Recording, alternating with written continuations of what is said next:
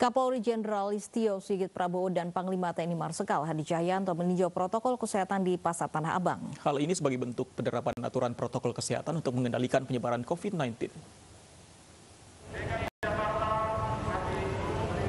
Sebagai bentuk penegakan disiplin protokol kesehatan dan penerapan aturan PPKM di Jawa Bali, Kapolri Jenderal Listio Sigit Prabowo dan Panglima TNI Marsikal Hadi Cahyanto tinjau Pasar Tanah Abang, Jakarta Pusat. Panglima dan Kapolri akan mengkampanyekan disiplin protokol kesehatan saat beraktivitas di luar rumah. Tidak hanya itu, Panglima dan Kapolri bersama jajaran juga akan membagikan 350.000 masker kepada warga yang sedang berbelanja dan membagikan 12.000 paket sembako pada masyarakat sekitar.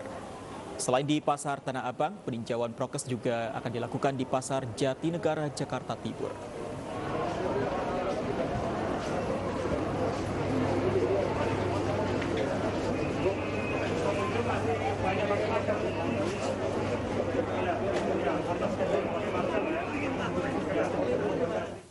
Menteri Pariwisata dan Ekonomi Kreatif Sandiaga Uno terus mencari formula terbaik untuk memulihkan kembali pariwisata Indonesia. Salah satunya dengan berkantor di Bali. Hal ini dilakukan untuk melihat dan mendengar langsung keluhan pelaku pariwisata di Pulau Dewata.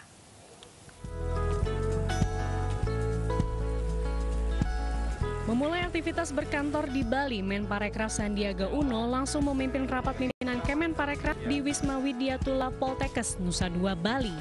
Dalam rapat yang dilakukan secara hybrid ini, Sandi juga mengajak pengusaha dan para profesional untuk bisa bekerja sambil berwisata di Bali. Keputusan berkantor di Bali merupakan bentuk keberpihakan kepada pelaku pariwisata di Pulau Dewata.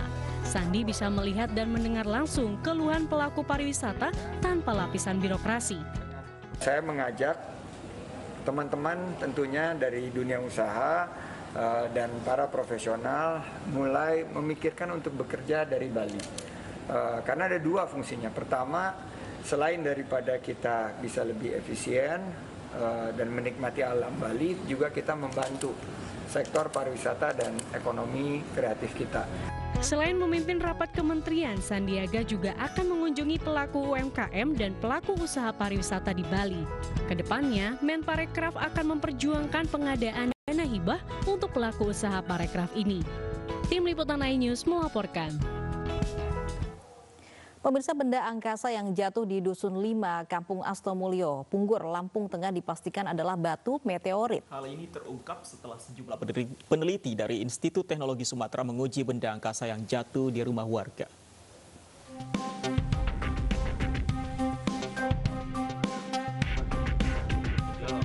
Inilah benda angkasa yang jatuh di rumah warga Kampung Astomulyo, Punggur, Lampung Tengah.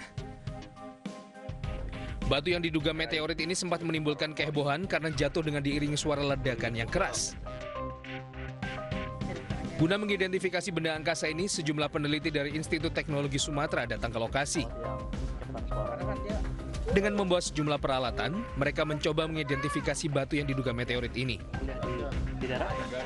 Uji identifikasi dilakukan dengan mengukur dan menguji kandungan logam dalam batu. Peneliti juga mengambil sampel batu untuk diteliti lebih lanjut. Dari identifikasi awal, batu ini dipastikan meteorit yang jatuh ke bumi.